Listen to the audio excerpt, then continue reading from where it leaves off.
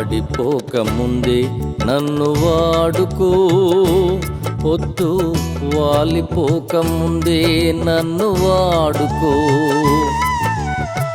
వాడిపోక ముందే నన్ను వాడుకో, పొద్దు వాలిపోక ముందే నన్ను వాడుకో. వాడుకో యేసయ్యా, నీ కాడి నే మోస్తా.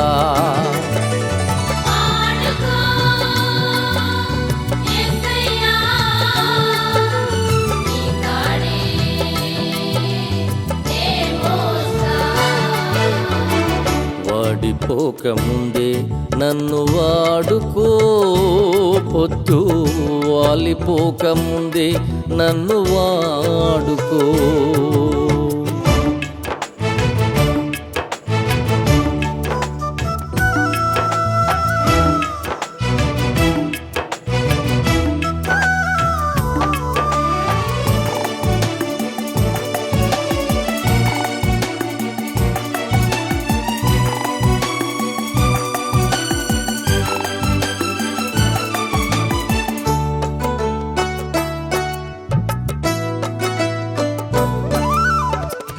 నీవిచ్చిన యవ్వన బలము నిర్వీర్యము కాకముందే, నాకున్న సంపదలన్నీ రెక్కలొచ్చి పోకముందే,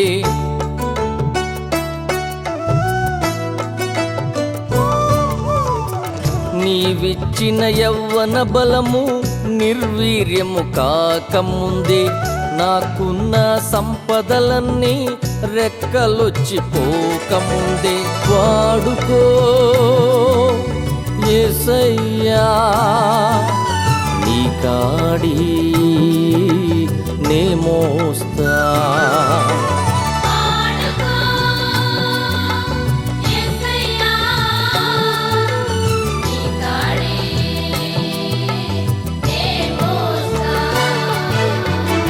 వాడిపోక ముందే నన్ను వాడుకో, పొద్దు వాలిపోక ముందే నన్ను వాడుకో.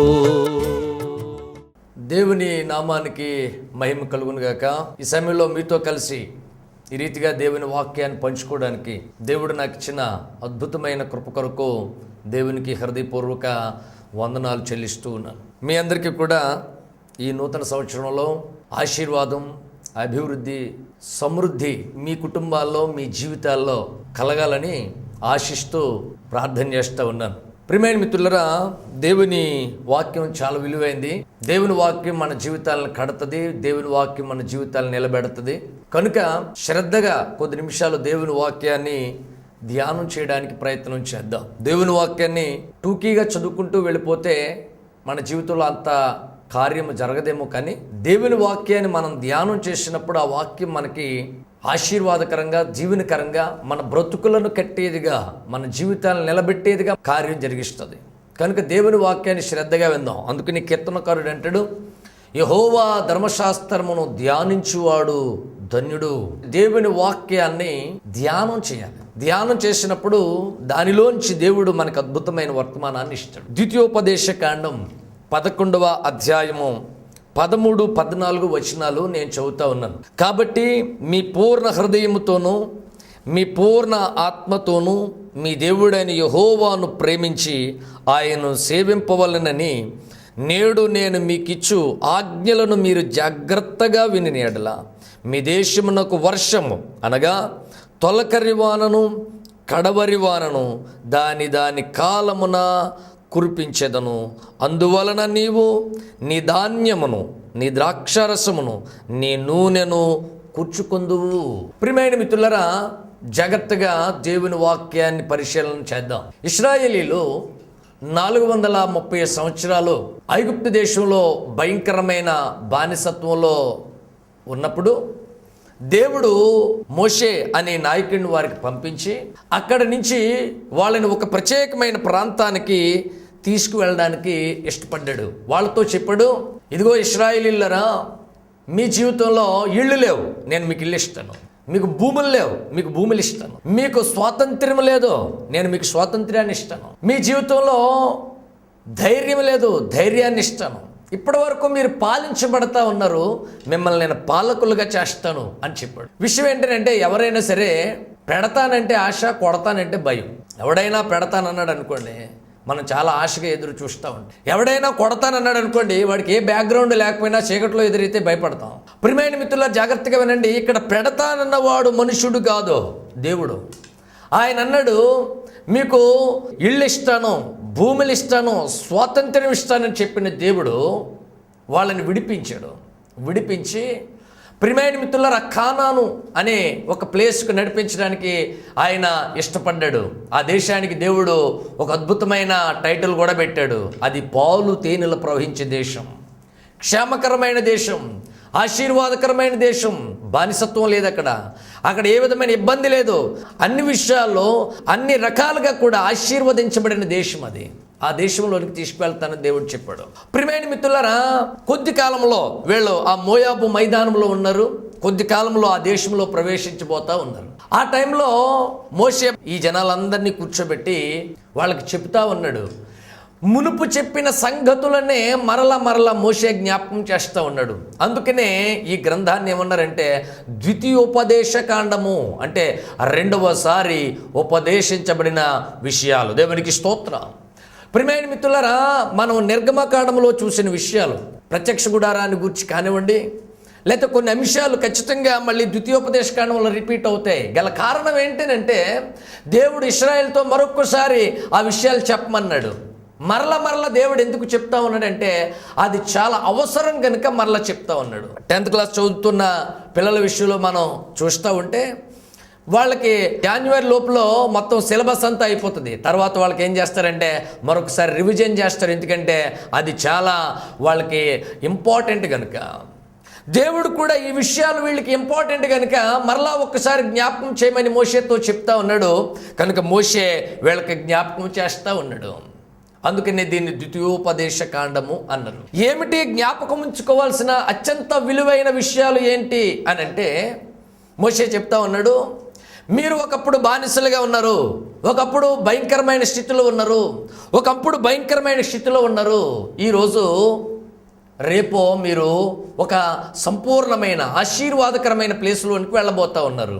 అయితే మిత్రులారా, అది మీరు స్వతంత్రించుకోవాలంటే, ఆ ఆశీర్వాదాన్ని సంపూర్ణంగా అనుభవించాలంటే మీరు చేయాల్సిన పనులేంటి అని ప్రియమైన మిత్రులారా మోషే చెప్తూ ఉన్నాడు. అంటే బైబిల్ గ్రంథంలో మనం చూస్తూ ఉంటే, కాబట్టి మీ పూర్ణ హృదయముతోనూ మీ పూర్ణ ఆత్మతోనూ మీ దేవుడైన యెహోవాను ప్రేమించి ఆయనను సేవింపవలెనని నేడు నేను మీకిచ్చు ఆజ్ఞలను మీరు జాగ్రత్తగా వినాలి. దేవుడు కోరుకునేది ఏంటనంటే ఆయన ఆ దేశంలో క్షేమాన్ని, ఆశీర్వాదాన్ని, దీవెనను ఇస్తానని చెప్తా ఉన్నాడు. దేవుడు కోరుకునే విషయం ఏంటంటే మీరు మీ పూర్ణ హృదయంతోనూ మీ పూర్ణ ఆత్మతోనూ ఆయనను ప్రేమించి సేవించాలి. అది దేవుడు కోరుకునేది. ప్రియమైన మిత్రులారా, దేవుని మందిరానికి వచ్చినప్పుడు మనం ఏ రీతిగా వస్తూ ఉన్నాం, ఏ పద్ధతిలో వస్తూ ఉన్నాం. చాలామంది దేవుడి దగ్గరకు వచ్చినప్పటికీ వాళ్ళు అనుకుంటారు మనం ఏదో దేవుడికి సాయం చేస్తున్నాం అనుకుంటారు. వాళ్ళు అంటారు, ఈయనండి పలానా ఆయన దేవుడిని నమ్మేసుకున్నాడండి, పలానా ఆయన దేవుడి దగ్గరకు వచ్చాడండి, పలానా ఆయన వచ్చేయడం వల్ల దేవుడికి పెరిగేది లేదు, దేవుడికి తరిగేది లేదు. ప్రియమైన మిత్రులారా, ప్రపంచంలో ఎవరైనా సరే దేవుడి దగ్గరికి రావడం వల్ల అతనికే ప్రయోజనం తప్ప దేవుడికి ఏమీ ప్రయోజనం కాదు. ఎవడైనా దేవుడి దగ్గరకు వస్తే అతడు ఎంతటి ఉన్నత స్థానంలో ఉన్న వ్యక్తి అయినా, అమెరికా ప్రెసిడెంట్ అయినా సరే దేవుడి దగ్గరకు వచ్చాడు అంటే అతని కోసమే వస్తున్నాడు తప్ప దేవుడికి అతను చేసేదేం లేదు. జాగ్రత్తగా వినండి ప్రియమైన మిత్రులారా, దేవుడి అవసరం మనకుంది తప్ప మన అవసరం పెద్ద దేవుడికి లేదు. మన దేవుడు సృష్టికర్త అయిన దేవుడు, అద్భుతాలు చేసే దేవుడు, శక్తివంతుడైన దేవుడు. ఎవడైనా దేవుడి మందిరానికి వెళ్ళినప్పుడు గడగడ వణుకుచూ భయపడుతూ ఆయన సన్నిధిలోనికి రావాలా. ఆయన సన్నిధిలో కూర్చోవాలా, ఆయన సన్నిధిలో ఏమంటే ప్రార్థన చేసుకోవాలా. అంతే తప్ప నేను వెళ్ళడం వల్ల ఏదో మందిరం బాగుపడిపోతుంది, నేను వెళ్ళడం వల్ల మందిరానికి ఏదో జరిగిపోతుంది అన్న భావనలో భ్రమలో ఉండకూడదని నేను మనం చేస్తూ ఉన్నాను. ప్రియమైన మిత్రులారా, ఎవరైనా దేవుడి దగ్గరకు వచ్చినప్పుడు వాళ్ళు దేవుడి దగ్గర వంగి లొంగి సాగిలపడి ఆయన సన్నిధిలో నమస్కారం చేసి ఆరాధన చేయాలి. ప్రియమైన మిత్రులారా, బైబిల్ చెప్తా ఉంది, నీ పూర్ణ హృదయముతో దేవుడి దగ్గరికి రావాలా.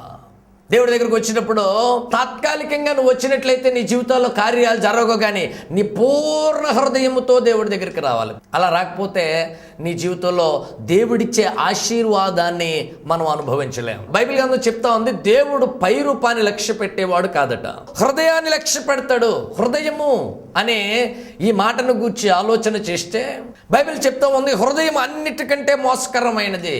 హృదయం యొక్క సంగతులు ఎవరికి తెలియవు, కానీ హృదయం యొక్క రహస్యాలు ఎరిగిన వాడు దేవుడు ఒక్కడే. చాలాసార్లు చాలామంది మనుషులు మనతో ఉంటారు, వాళ్ళు చాలా విషయాలు మనతో మాట్లాడతారు, కానీ వాళ్ళ మనసులో ఏముందో మనకు తెలియదు. కానీ దేవుడు ప్రతి ఒక్క హృదయములో ఉన్న ఆ విషయాన్ని దేవుడు ఒక్కడ మాత్రమే తెలుసుకొనగలడు. దయచేసి మీరు బైబిల్ గ్రంథాలు తెరిచి ఒక మాట మీరు చూడండి. ఆదికాండము 6వ అధ్యాయము 5వ వచనాన్ని నేను చదువుతా ఉన్నాను. నరుల చెడుతనము భూమి మీద గొప్పదనియు, వారి హృదయము యొక్క తలంపులలోని ఊహ అంతయు ఎల్లప్పుడూ కేవలము చెడ్డదనియో యెహోవా చూచాడు. దేవుడట మనిషి దగ్గరికి వస్తాడట. మనిషి ఒక ఇల్లు అయితే ఆ ఫ్రంట్ డోర్ దగ్గరకు వచ్చి దేవుడు అలా తలుపు కొడతాడట. తలుపు కొట్టగానే డోర్ ఓపెన్ అవుద్దట. మన ఎవరికి ఓపెన్ అవ్వదు ఆ డోరు, దేవుడికి మాత్రమే ఓపెన్ అవుద్ది. లోపలికి వెళ్ళేసరికి లోపల ఏమి కనపడదట, ఒక గది ఉంటుందట. ఆ గది పేరు హృదయం అంట. దేవుడు ఆ గదిలోనికి వెళ్ళేసరికి లోపల ఇంకో తలుపు కనపడుద్దట. ఆ తలుపు ఏంటంటే తలంపట. ఆ తలంపు అనే గదిలోకి వెళ్తే ఇంకొక డోర్ కనపడుద్దట. ఆ డోర్ మళ్ళీ తీస్తే అందులో ఇంకొక గది ఉందంట. ఆ గది ఏంటనంటే ప్రియమైన మిత్రులారా ఊహ అంట. ఆ గది కూడా తలుపు తీసి లోపలికి దేవుడు ప్రవేశించగానే అందులో ఉందంట చెడు. దేవునికి స్తోత్రం. ఆ మూల సౌధంలో ప్రియమైన మిత్రులారా, అంత లోపల ఉన్న చెడు దేవుడికి కనబడింది అని బైబిల్ చెప్తూ ఉంది. కనుక మనకెక్కడో లోపల ఉన్న రహస్య పాపాలు కూడా దేవుడు ఎరుగును. చాలాసార్లు మనం పైకి ఒకలాగా ఉంటాం, లోపల ఇంకోలా ఉంటాం. చాలాసార్లు మన వాళ్ళు ఒక సామెత చెప్తూ ఉంటారు, ఊహలేమో ఊళ్ళు వెళ్తుంటే గతి ఏమో గాడుదలు కాస్తూ ఉంటుందంట. అది పొజిషన్. కుండల అమ్ముకునే వ్యాపారస్తుడు ఒకడు కుండలు చేసుకుంటా ఉన్నాడట. కుండలు చేసుకుంటా ఉంటే ఊహలే కదా, ప్రతి ఒక్కడు ఊహల్లోనే బతుకుతాడు. కనుక ఊరికనే ఊహించేయడం, అలా ఊహల్లోంచి కళ్ళకు పోయాడు అంటాడు. కళ్ళకు పోయి ప్రియమైన మిత్రులరా ఆ కళ్ళు పాపమాడు కుండలన్నీ అమ్ముడైపోయినాయి అంట. విపరీతమైన సేల్స్ పెరిగిపోయిందట. సేల్స్ పెరిగిపోయేసరికి విభత్సమైన లాభం వచ్చిందట. అప్పుడు మట్టి కుండలు తీసేసి సత్తుకుండల వ్యాపారం పెట్టాడట. సత్తుకుండలు కూడా విభత్సమైన లాభం వచ్చిందట. ఆ సత్తుకుండలు కూడా తీసేసి స్టీల్ కుండల వ్యాపారం పెట్టాడట. స్టీలు కుండలు కూడా విపరీతమైన లాభం వచ్చిందట. ఇత్తడి కుండలు పెట్టాడట. ఇత్తడి కుండలు అయిపోయిన తర్వాత వెండి తర్వాత బంగారంలోంచి వజ్రాల్లోకి విపరీతమైన లాభాల్లోనికి 1000 కోట్లలోకి వెళ్ళిపోయాడట. వీడి యొక్క పరిస్థితి అంతా గమనించాడట ఒక రాజుగారు. గమనించి, అయ్యి బాబోయ్, ఇంత తెలివైనోడు సామాన్యుడు కాదుడు, మట్టి కొండల్లోంచి బంగారం దాకా వచ్చాడు. కనుక వీడు సామాన్యుడు కాదు, ఇలాంటి వాడికి నా కుమార్తెని ఇస్తే నా కుమార్తె భవిష్యత్తు చరిత్ర మారిపోద్ది అనుకుని ఆ రాజుగారు ప్రియమైన మిత్రులారా పిలిచి ఆయనకి తన సొంత కూతుర్నిచ్చి పెళ్లి చేశాడట. వీళ్ళు చక్కగా కాపురం మొదలెట్టారట కల్లోనే. అయితే విషయం ఏంటంటే ఆవిడ ఒకరోజు పాల గ్లాస్తో వచ్చి అక్కడ నిలబడిందట. చిన్నప్పటి నుంచి ఉన్నత స్థాయిలో పెరిగింది కాబట్టి కొంచెం గర్వం ఉంది, కొంచెం గర్వంగా నిలబడిందట. మనోడు కింద నుంచి పైకి ఎదిగాడు కదా, నన్ను ఎంత అవమానపరుస్తావా, నీకు అంత రెక్లెస్ ఏంటని కాలుతో తన్నాడట అమ్మాయిని. విషయం ఏంటో తెలుసా, ఆయన కల్లో తంతే ఎల్లో కుండలు పోనీయాడు. దేవునికి స్తోత్రం. కనుక విషయం జాగ్రత్తగా గమనించండి. ఏమండి, కొన్నిసార్లు మనం ఏదేదో ఊహిస్తూ ఉంటాం, ఏదేదో తలస్తూ ఉంటాం.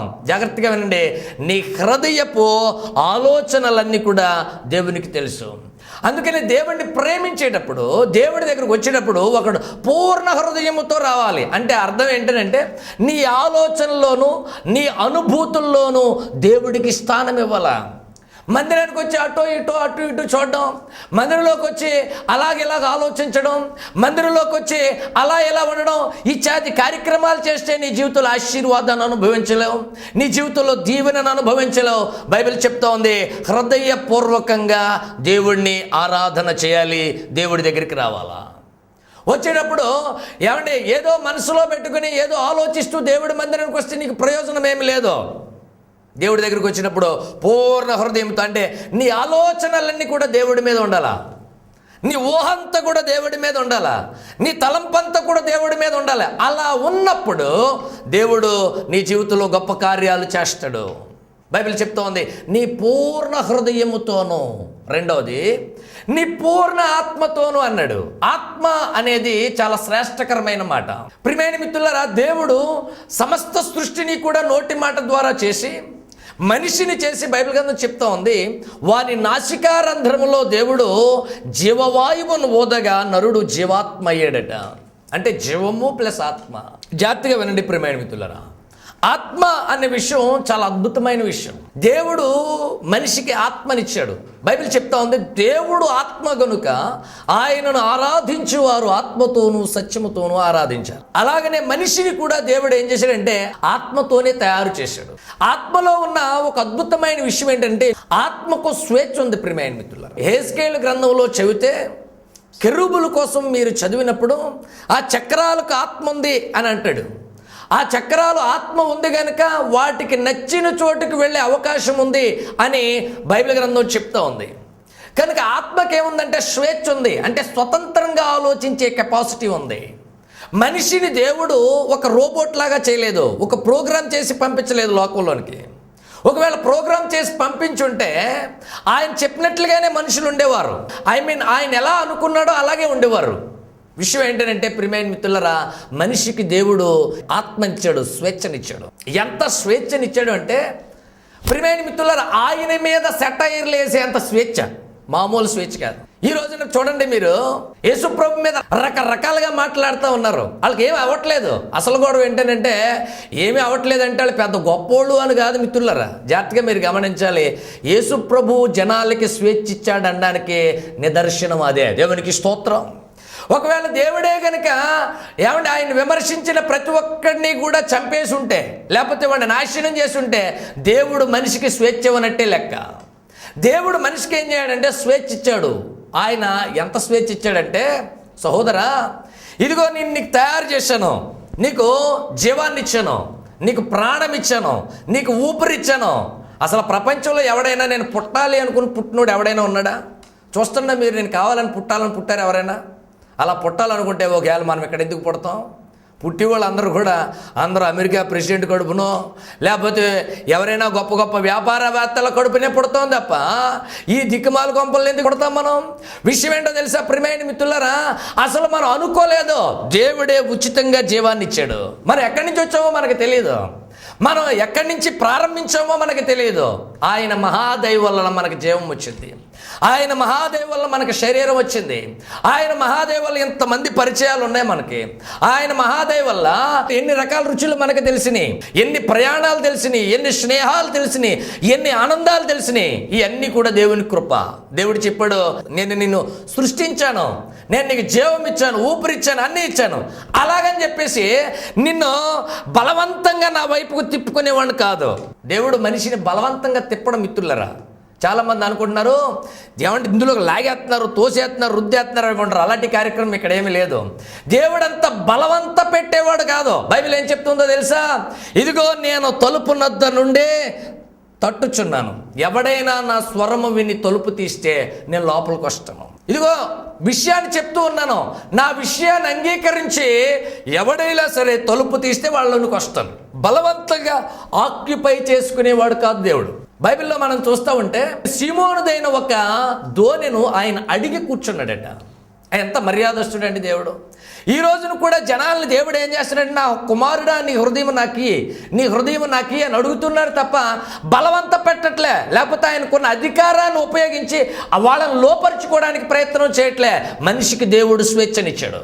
అసలు దేవుడు ప్రపంచాన్ని తన స్వాధీనపరుచుకోవాలంటే 5 నిమిషాలు ఒక గీత గీసి నన్ను నమ్ముకున్న వాడికి ఆక్సిజన్, మిగతా వాడికి లేదంటే 5వ నిమిషంలో ప్రియమైన మిత్రులను మొత్తం ప్రపంచం అటు నుంచి ఉన్న ప్రపంచం ఇటు తిరగబడిపోద్ది. విషయం ఏంటంటే ప్రియమైన మిత్రుల దేవుడు అలా బలవంత పెట్టేవాడు కాదు. ఆయన ఎలాంటి వాడు తెలుసా ప్రియమైన మిత్రులారా? మనిషికి స్వేచ్ఛనిచ్చాడు.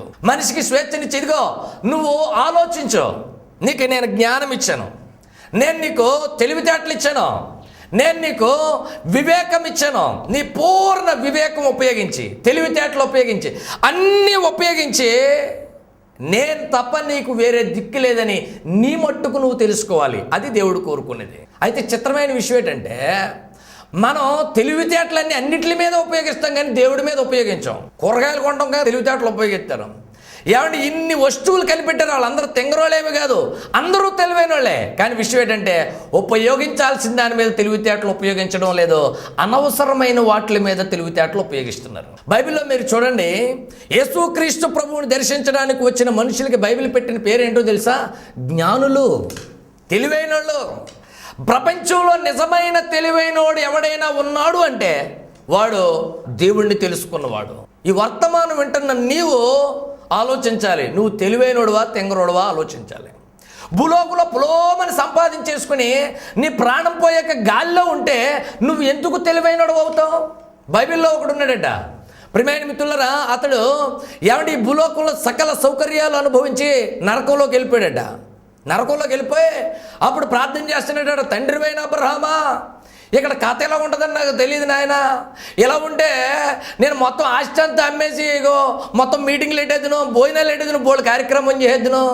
ఇగో మరి నాకు తెలియదు, సరిగా అర్థం కాలేదు, పట్టించుకోలేదు, తీరా వచ్చేసాను. ఓ చిన్న పర్మిషన్ ఇస్తే వెనక్కి వెళ్ళిపోయి మళ్ళీ బాప్తీసం తీసుకొస్తాను అన్నాడట. అప్పుడు యేసుప్రభు చెప్పాడట, ఇంకా అలాంటి కుదరో, తూచులు లేవు ఇక్కడ. దేవునికి స్తోత్రం. కొన్ని విషయాలకి తూచులు కుదరవేగా, కనుక తీసుకునేటప్పుడే రైట్ డెసిషన్ తీసుకోవాలా, కరెక్ట్ డెసిషన్ తీసుకోవాలా. నీ నిర్ణయం తప్పు అయితే నీ జీవితం చాలా తప్పు అయిపోద్ది. ఇప్పుడు చూడండి, చాలామంది ప్రియమైన మిత్రులరా, చిన్నప్పుడు చదువుకోమంటే సరిగ్గా చదువుకోరు, ఫీజు కట్టమంటే సినిమాలు చూసి వచ్చేసిన రకాలు, ఏమంటే బడికి వెళ్ళమంటే అక్కడెక్కడో ఆడుకుని పోయి ఇంటికి వచ్చేసిన రకాలు. ఇప్పుడు మూటలు మోసుకుంటూ వాళ్ళకి అమ్మ నాన్న చెప్పిన మాటలు గుర్తొస్తాయి. అరే మా డాడీ ఎంత చక్కగా చెప్పాడు, మా అమ్మ ఎంత చక్కగా చెప్పింది, దేవుడు చిన్న పర్మిషన్ ఇస్తే మళ్ళీ 3వ తరగతిలో జాయిన్ అయిపోయి ఇంకెప్పుడు ఫెయిల్ అవ్వకుండా ఉందని అనుకుంటాడు. ఇంకా తూచులు కుదరవు అక్కడ. దేవునికి స్తోత్రం. కనుక ఎవడి యాతన ఆడే భరించాలి. ఆయన ప్రార్థన చేస్తున్నాడు, ప్రభు అని నేను వెనక్కి వెళ్ళిపోతాను ఆయన, ఇంకా అలాంటివి కుదరవు. మళ్ళీ ఇంకొక అప్లికేషన్ ఇట్టాడట, దేవా ఇదిగో నాయన, నాకు ఇంకా 3 మంది సహోదరులు ఉన్నారు, పాపం నాకంటే సుకుమారులలో, వాళ్ళకి బొత్తిగా నేను అప్పుడప్పుడు ఎండలోకి వచ్చేవాడు, కానీ వాళ్ళకి అసలు ఎండ తేలదో, కారేసి ఇల్లేసి ఈ నరకం వాళ్ళ భరించలేరు, ఓ మాట వెళ్ళి చెప్పి వచ్చేస్తాను ఆయన అన్నాడట.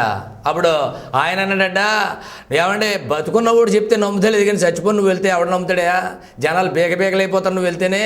అలా వెళ్ళగో, ఎందుకనంటే వాళ్ళకి చాలామంది చెప్పేవాళ్ళు ఉన్నారు, వాళ్ళ మాట వింటే వాళ్ళైనా శుభ్రంగా నా దగ్గరికి వస్తారు, లేకపోతే వాళ్ళ బెర్తం నీ పక్కనే ఉంటుంది అని చెప్పాడట. దేవునికి స్తోత్రం. కనుక జాగ్రత్తగా వినండి ప్రియమైన మిత్రులారా, దేవుడు మనిషికి స్వేచ్ఛనిచ్చాడు. ఈ స్వేచ్ఛను ఉపయోగించుకుని ప్రియమైన మిత్రులారా, ప్రతి ఒక్కడు ఏమంటే స్వచ్ఛందంగా దేవుడి దగ్గరికి రావాలి, బలవంతంగా రాకూడదు. అయ్యో పాస్టర్ గారు ఏదో అనేసుకుంటారేమో, అయ్యో వెళ్ళకపోతే ఇప్పుడు వాళ్ళు తిడతారేమో, వెళ్ళకపోతే వాళ్ళు ఏదో అనుకుంటారేమో, అలాంటి కార్యక్రమాలు ఏమీ లేవు. నువ్వు జాగ్రత్తగా ఆలోచించు, నీ జ్ఞానం అంతా ఉపయోగించి ఆలోచించు, నీ తెలివితేటలన్నీ పెట్టి ఆలోచించు. దేవుడి దగ్గరికి వెళ్ళడం నీకు మంచిది, నీకు ఆశీర్వాదం. ఆయన తప్ప నీకు ఒక దిక్కు లేదు. ఓ మాట చెప్పనా, మీకు ఇందాకే చెప్పాను, దేవుడికి మన అవసరం లేదు, మనకే దేవుడు అవసరం ఉంది. ఇప్పుడు మనందరూ ఓట్లేస్తే నెగ్గి పరిస్థితి ఏమీ లేదు అక్కడ. మనందరం ఓట్లేస్తే ఒక ఓటు తక్కువైతే పోనీ యేసుప్రభు ఓడిపోతాడు, ఆయన దేవుడిగా ఉండడు అనుకుంటే, పోన్లే బాబు నువ్వు ఏదో ఒకటి చేసుకో, నీ ఓటు మాత్రం నాకే ఏందుడు ఆయన. అలాంటి కార్యక్రమం ఏమి లేదు. ఆయన సృష్టికర్త. దేవునికి స్తోత్రం. ఒకవేళ ఏమైనా తేడాపాడ వస్తే సృష్టిని మొత్తం క్లోజ్ చేసి మళ్ళీ కొత్త సృష్టి చేసుకోగలడు ఆయన. మీరు చూడండి, ఏమంటే నోవహు కాలంలో ప్రియమైన మిత్రులారా, దేవుడు ఒకసారి ఏమంటే సృష్టిని అంతా ఏం చేయడట, ఆయన తుడి చేయడట. అప్పుడప్పుడు రోడ్డు పక్కన దోసులు వేస్తాడు ఒకటి, చూసారా మీరు? దోసులు వేసేటప్పుడు ఆ పెనం మీద ఆడు ఏం చేస్తాడంటే దోసుకి మధ్య సీపరేట్ తుడి చేస్తూ ఉంటాడు, ఒక్క ఉల్లిపాయ ముక్క కూడా లేకుండా తుడి చేస్తాడు ఆడు. అలాగనే ప్రియమైన మిత్రులారా, ప్రపంచాన్ని ఒకసారి దేవుడు తుడి చేశాడట. జాగ్రత్తగా వినండి, ఇప్పుడు కూడా తేడా వస్తే తుడి చేస్తాడు, కొత్త సృష్టి చేస్తాడు, కొత్త మనుషుల్ని చేసుకోగలడు. ఒకవేళ ఈ దేవుడు కాదంటే, ఈ దేవుడికి దూరం అయిపోతే, ఈ దేవుడిని వదిలేసుకుంటే, ఇలాంటి దేవుడు, ఇంత శక్తి కలిగిన వాడు, ఇంత కృప కలిగిన వాడు, ఏమంటే తన ప్రాణాన్ని ఇచ్చేంతగా ప్రేమించేవాడు ప్రపంచమంతా వెతికినా నీకు దొరకడు. ఆ విషయాన్ని నువ్వు చాలా జాగ్రత్తగా గమనించాలి. అందుకనే దేవుడు చెప్తున్నాడు, నేను క్షేమకరమైన ప్రాంతానికి తీసుకెళ్తాను, ఆశీర్వాదకరమైన ప్లేస్లోనికి తీసుకువెళ్తాను, పాలు తేనెలు ప్రవహించే దేశంలోకి తీసుకువెళ్తాను. నువ్వు చేయాల్సిన విషయం ఏంటనంటే నీ పూర్ణ హృదయముతో, నీ పూర్ణ ఆత్మతో నన్ను ఏమంటే ప్రేమించి సేవించాలి. దేవుడు కోరుకునేది అదే. నేను దీవిస్తాడు, నేను ఆశీర్వదిస్తాడు. ఎంతగా దీవిస్తాడు అంటే రాబోయే ఎపిసోడ్లో నేను మీకు చెప్తాను. ప్రియమైన మిత్రులారా, ఆయన వర్షాన్ని పంపిస్తాడట, అది కూడా తొలకరిగా కడవరిగా పంపిస్తాడట. ద్రాక్షారసాన్ని ఇస్తాడట, ధాన్యాన్ని ఇస్తాడట, నూనెని ఇస్తాడట. ఈ విషయాలన్నీ మీకు కూలంకోశంగా నేను చెప్పడానికి ఇష్టపడతా ఉన్నాను. బైబిల్ గ్రంథం ఎంత అద్భుతమైంది, ఎంత మర్మమైంది, ఎంత ఆశీర్వాదకరమైంది. దేవుని యొక్క నిధిని నువ్వు జాగ్రత్తగా రిసీవ్ చేసుకుంటే దేవుడు నీ జీవితంలో గొప్ప కార్యాలు చేస్తాడు. మిత్రమా, ఇది ఈరోజు దేవుడు మందిరాన్ని నిర్లక్ష్యం చేయకో, భక్తిని నిర్లక్ష్యం చేయకో, ప్రార్థన నిర్లక్ష్యం చేయకో. ఎట్టి పరిస్థితుల్లో ఎవరి కోసమో వెళుతున్నట్టు వెళ్ళకో. భోజనం ఎవరి కోసం చేస్తున్నావు? నీ కోసమే చేస్తున్నావు. భక్తిని కూడా నీ కోసమే చేయి. భక్తి నువ్వు ఎంత ఎక్కువ చేస్తావో అంత ఆశీర్వాదాన్ని పొందుతావు. పూర్వకాలంలో మన వాళ్ళు కథ చెప్పేవారు, చిన్న గొయ్యి తీస్తే చిన్న బంగారం, పెద్ద గొయ్యి తీస్తే పెద్ద బంగారం. ఈరోజు నేను మీతో చెప్తున్నాను, చిన్న భక్తి చేస్తే చిన్న ఆశీర్వాదం, పెద్ద భక్తి చేస్తే పెద్ద ఆశీర్వాదం. ఆశీర్వాదం కావాలా? వాళ్ళలాగా వాళ్ళలాగా అనుకో. నీ మట్టుకు నువ్వు మంచి భక్తి చేయి. నీ పూర్ణ హృదయముతో, నీ పూర్ణ ఆత్మతో నువ్వు దేవుణ్ణి ప్రేమించి సేవించు. ఖచ్చితంగా నీ జీవితంలో దేవుడు దీవిస్తాడు. ఖచ్చితంగా దేవుని యొక్క ఆశీర్వాదం నీ మీదకి వస్తుంది. ఆత్మతో, నీ పూర్ణ హృదయముతో ప్రభువుని సేవిస్తే దేవుని జీవితంలో గొప్ప కార్యాలు చేస్తాడు. మిత్రమా, ఇదిగో ఈ యొక్క ఎపిసోడ్లో జాగ్రత్తగా దీనికోసం ధ్యానం చేయి. సాధారణంగా మన క్రైస్తవులకి క్లాస్ వర్కే కానీ హోంవర్క్ ఉండదు. చర్చిలో చేయించింది ప్రార్థన, చర్చిలో చదివిందే బైబిల్. ఇంటికి వచ్చిన తర్వాత పుస్తకాలు మూసేసి పిల్లలు రోడ్డు మీద అడిపోయినట్టుగా బైబిల్ అక్కడ పడేసి అటు ఇటో పోతూ ఉంటారు. అది కాదు విషయం. హోంవర్క్ కరెక్ట్గా ఉండాలి. ఆ ఒక వర్తమానం విన్నామంటే ఆ వర్తమానం మీద ధ్యానం చేయాలి. వర్తమానం కాలక్షేపం కోసం చెప్పడంలే, ఖర్చుబడి వర్తమానం చెప్తున్నాం. జాగ్రత్తగా దేవుని వాక్యాన్ని వింటే నీవు నీ కుటుంబం దీవించబడతారు, నీవు నీ కుటుంబం ఆశీర్వదించబడతారు. ప్రియమైన మిత్రులారా, వాక్యాన్ని శ్రద్ధగా వినండి. నీ పూర్ణ హృదయంతో, నీ పూర్ణ ఆత్మతో నీ దేవుణ్ణి ప్రేమించి సేవించాలి. అలా సేవిస్తే దేవుని జీవితంలో అద్భుతమైన ఆశీర్వాదాలు, అద్భుతమైన దీవెనలో, అద్భుతమైన కృపలో నీ జీవితంలో ఆయన కలుగజేస్తాడు. బైబిల్ గ్రంథం చెప్తా ఉంది, అలా చేస్తే నీ దేశం మీదకి వర్షాన్ని పంపిస్తాను. ఈరోజు నువ్వు జాగ్రత్తగా ఈ యొక్క విషయాన్ని నువ్వు ఫాలో అవుతే దేవుడు ఎంత దీవిస్తాడో, ఎంత ఆశీర్వదిస్తాడో మిగతా విషయాలు మనం తర్వాత కార్యక్రమంలో నేర్చుకుందాం. ఆసక్తిగా చూడండి. దేవుని వాక్యాన్ని శ్రద్ధగా వినడానికి, దేవుని వాక్యం ద్వారా కుటుంబాలు కట్టుకోవడానికి ఒక ఆశీర్వాదకరమైన మార్గం ఎవడైనా చెప్తే వింటాం కదా. చిత్రమైన విషయం ఏంటంటే ఊళ్ళో ఎవడు చెప్పిన ఏ మాట అయినా వింటారు జనాలు, దేవుడు చెప్పిన మాట తప్ప. ఈరోజు దేవుడు చెప్పిన మాట శ్రద్ధగా వినో, నీ జీవితం ఈ 2017 దేవుడు నిలబెడతాడు. నీకోసమే ఈ వర్తమానం. జాగ్రత్తగా విను, జాగ్రత్తగా పరిశోధన చేయి, పరిశీలన చేయి, ప్రార్థన చేయి. ప్రభు నీ జీవితంలో గొప్ప కార్యాలు చేస్తాడు. దేవుడు మిమ్మల్ని సమృద్ధిగా దీవించి, సమృద్ధిగా ఆశీర్వదించి వర్ధిల్ల చేయును గాక. ఆమేన్. ప్రార్థన చేసుకుందాం. అందరూ తలలు వంచండి, కళ్ళు మూసుకోండి, ఏకీభవించండి. పరిశుద్ధుడైన తండ్రి, అద్భుతమైన యేసుక్రీస్తు ప్రభువా, ఈ యొక్క నాయన సమయంలో మీరు మాట్లాడిన మాటల కొరకు మీకు వందనాలు. ఇదిగో ఎవరి కోసం ఈ మాటలు మాట్లాడారో, ఈ వాక్యం పట్ల ప్రభా శ్రద్ధ చూపి విధేయత చూపిన ప్రతి ఒక్కరిని కనికరించండి. వాక్యానుసారంగా జీవితాలు కట్టండి, మీలో నిలబెట్టండి, పరిపూర్ణలను చేయండి. కనికరించమని యేసు నామాన్ని కొద్ది వినపాలు అడుగుచున్నాను తండ్రి. ఆమేన్. మన తండ్రి అయిన దేవుని ప్రేమ, మన ప్రభు అయిన యేసుక్రీస్తు వారి యొక్క కృప, పరిశుద్ధాత్మ దేవదేవుని యొక్క సన్నిధి, సహవాసం, ఆశీర్వాదం సదాకాలం మీకు తోడై ఉండి నడిపించునుగాక. ఆమేన్. ఆమేన్. ప్రియమైన మిత్రులారా, జాగ్రత్తగా గమనించండి. తూర్పుగోదావరి జిల్లా సీతానగరం మండలంలో కాటవరం కాలనీ అనే ఒక ప్లేసులో ప్రభు యొక్క ప్రేరేపణను బట్టి దైవధ్వని ప్రార్థనా మందిరం దేవుడి చేత కట్టబడింది. అన్యులైన వారు అనేక మంది దేవుని వైపుకి త్రిప్పబడి వారి జీవితాలు కట్టబడుతూ ఉన్నాయి. ఒకవేళ మీరు ఈ పరిసర ప్రాంతాలకు చెందిన వారైతే ప్రేమపూర్వకమైన ఆహ్వానాన్ని తెలియచేస్తూ ఉన్నాం. ప్రతి ఆదివారం 10 గంటలకు ప్రార్థన మందిరంలో అద్భుతమైన ఆరాధన జరుగుతుంది. దేవుడు అనుగ్రహించిన వర్తమానం అందించబడుతుంది. ఆసక్తి కలిగిన వారు, అవకాశం ఉన్నవారు ఈ సదవకాశాన్ని సద్వినియోగం చేసుకోండి. ప్రతి నెల మొదటి శుక్రవారం 9 గంటల నుంచి తెల్లవారు 4 గంటల వరకు అద్భుతమైన ఆన్లైన్ ప్రేయర్ జరుగుతుంది. వచ్చిన వారికి అద్భుతాలు జరుగుతూ ఉన్నాయి, ఆశ్చర్య కార్యాలు జరుగుతూ ఉన్నాయి. ఆధ్యాత్మికంగా ఎదుగుతూ ఉన్నారు, వాక్యం ద్వారా తమ జీవితాలు కట్టుకుంటూ ఉన్నారు. రోజు నిద్రపోతూ ఉన్నాం. ఒక రాత్రి త్యాగం చేసి ఆన్లైట్కి వచ్చి చూడండి, ప్రభు మీ జీవితాల్లో గొప్ప కార్యాలు చేస్తాడు.